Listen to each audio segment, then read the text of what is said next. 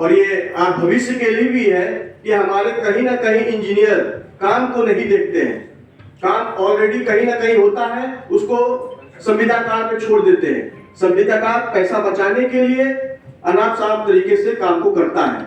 इसलिए इस पर गहन चिंतन का विषय है कि प्लाजा क्यों ध्वस्त हुआ, प्लाजा का प्रॉब्लम प्लाजा में क्यों आया, आखिर कौन सहायक यंत्री थे, यंत्री थे, ये क्या कर रहे थे, क्यों नहीं देखी। तो इस पर ठोस निर्णय लेना आवश्यक है आज। माननीय अध्यक्ष महोदय जी, जब हमारे नगर निगम क्षेत्र में वार्ड क्रमांक 41 में जब प्लाजा बनने लगा तो सिंगरौली की नगर निगम क्षेत्र की जनता की बहुत बड़ी आस थी कि प्लाजा बन जाने से कई लोगों को रोजगार मिलेगा, कई लोगों को सुविधाएं मिलेंगी और एक बहुत अच्छा यहाँ से जैसे आपका इंदौर भोपाल में जो बड़े बड़े शॉपिंग मॉल बनते हैं, ऐसा एक बनेगा तो बहुत अच्छा एक इसका विकास होगा।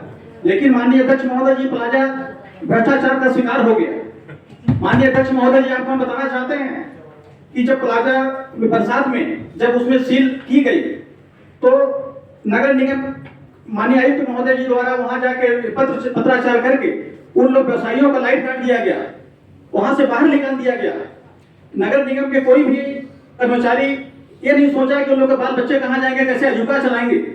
और माननीय अध्यक्ष महोदय जी, 39 दुकानदारों का जो काली मंदिर रोड में टेम्परेरी दुकानें बनाकर देने की जो वादा किया गया था, माननीय विधायक जी भी थे वहां पे, उन्होंने स्पष्ट कहा कि 39 दुकानें बना करके लोगों को जल्द से टेम्परेरी दिया जाएगा, इसको मिनट्स में लाया जाएगा, इसको परिषद में रखा जाएगा, मध्य प्रदेश विधानसभा के पोर्टल पे रखा जाएगा। क्या हम जानना चाहते हैं कि ऐसा हुआ? सदन को अवगत कराएं जो है। माननीय अध्यक्ष महोदय जी, इस बैठक में आप भी थे और कलेक्टर साहब ने कहा कि प्लाजा निर्माण करने वाले इंजीनियर और एसडीओ ठेकेदार से तो वसूली करे और पेपर में भी लिखना हुआ। माननीय अध्यक्ष महोदय जी, विधायक जी, कमिश्नर महोदय जी और आप स्वयं थे, तो ये जानना चाहते हैं कि अभी तक पैसा वसूली करने के लिए क्या कार्रवाई किया गया, जो है कब किया जाएगा वसूली जो है। माननीय अध्यक्ष महोदय जी, ऐसा हो जाने से सिंगरौली नगर निगम क्षेत्र में बहुत अच्छा संदेश जाएगा कि गलत काम करने वाले अधिकारी को पैसा उसी से वसूली किया जाए जो है। माननीय अध्यक्ष महोदय जी, दो शब्द मैं भी कहना चाहूंगा। हमारे मित्र ने सरकार के ऊपर और अपने विभाग के ऊपर काफी दोष लगा रहे हैं। शिवाजी कॉम्प्लेक्स वाला ही तो कांग्रेस के समय में बना था, वो क्यों ध्वस्त होने की पोजीशन में हुई। माननीय सिंगरौली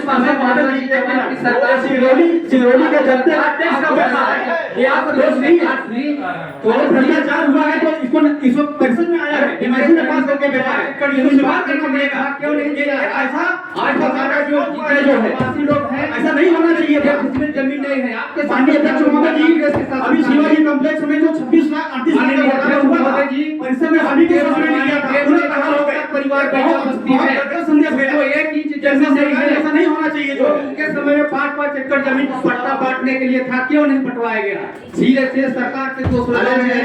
कांग्रेस की जब सरकार थी 5-5 एकड़ पट्टा मिला गया, 10 एकड़ जमीन पट्टा होने वाला था।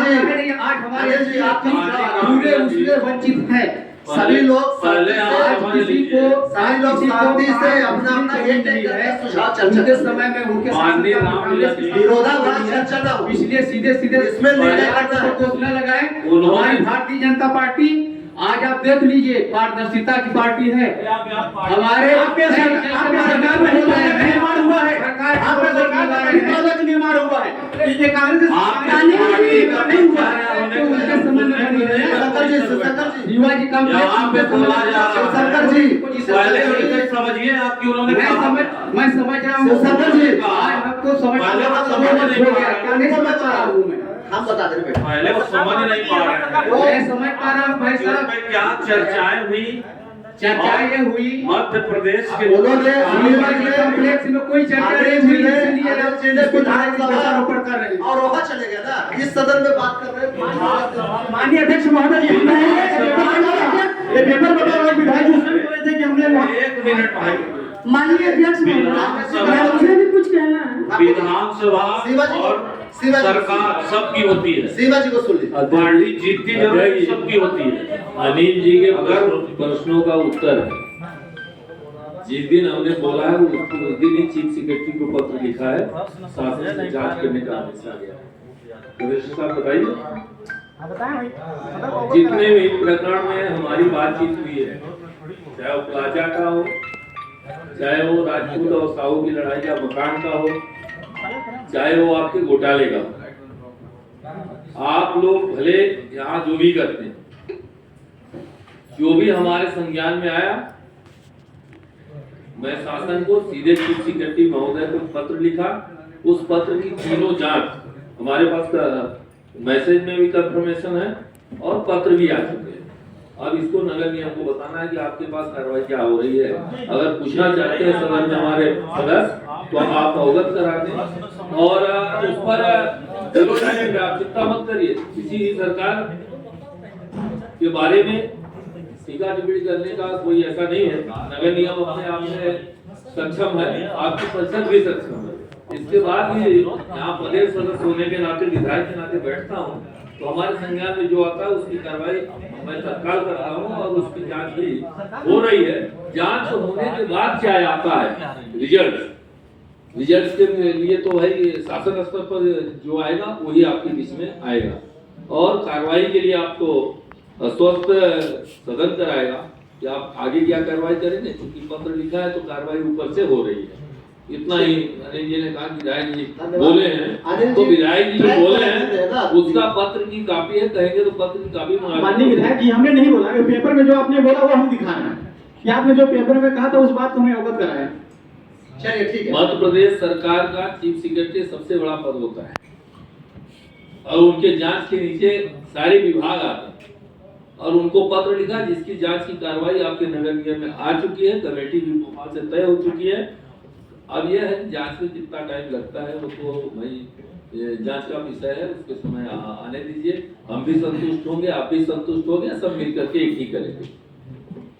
माननीय अध्यक्ष महोदय, माननीय विधायक जी, माननीय महापौर जी, मेरा आग्रह इस विषय में ये है कि प्लाजा का बनना, जैसा कि इसमें लिखा है कि 60 वर्ष की आयु होती है, बिल्कुल ये नगर निगम के लिए अशोभनीय है। लेकिन जिन बातों का अभी हम शिवाजी कॉम्प्लेक्स पे चर्चा कर रहे हैं, बड़ी ही जिम्मेदारी से पूरा सदन, माननीय आयुक्त महोदय और ई साहब ने बताया कि हम उनको विस्थापन कर रहे हैं तो हम पहले उनको बना के देने की चर्चा कर रहे हैं कि बगल में जो रिक्त भूमि है उस पर हम बनाएंगे, व्यवसायियों की दुकानों को शिफ्ट करेंगे, जो रहवासी हैं प्लाट में उनको शिफ्ट करेंगे, देन आफ्टर हम उनको उसको तोड़ के फिर बनाएंगे। उसी तरह मेरा आग्रह इसमें यह है कि अगर सील किया गया है और अब बनाने की स्थिति में हम जा रहे हैं तो सबसे पहले आप मतलब जो ये तत्कालीन व्यवस्था है कि हम वहाँ पे पीसीसी बना के दे रहे हैं, अस्थाई बना के दे रहे हैं शिवाजी में, तो हम ठीक एज लाइक एज हम उसी तरह से क्यों नहीं हम प्लाजा के व्यवसायियों को दे सकते हैं। उनके भी खून पसीने की कमाई लगी है, करोड़ों रुपए लगा के नीलामी करके वो आज लिए हैं। 60 वर्ष तक वो निश्चिंत है कि उनका जीवन यापन होगा या उनका एक व्यवसाय के माध्यम से उनको एक रोजगार का साधन मिलेगा, और आज हम उनको बरसात के समय वहाँ से हटा दें, क्या यह मानवीय व्यवहार नहीं है? और शिवाजी कॉम्प्लेक्स में लिखा हुआ है कि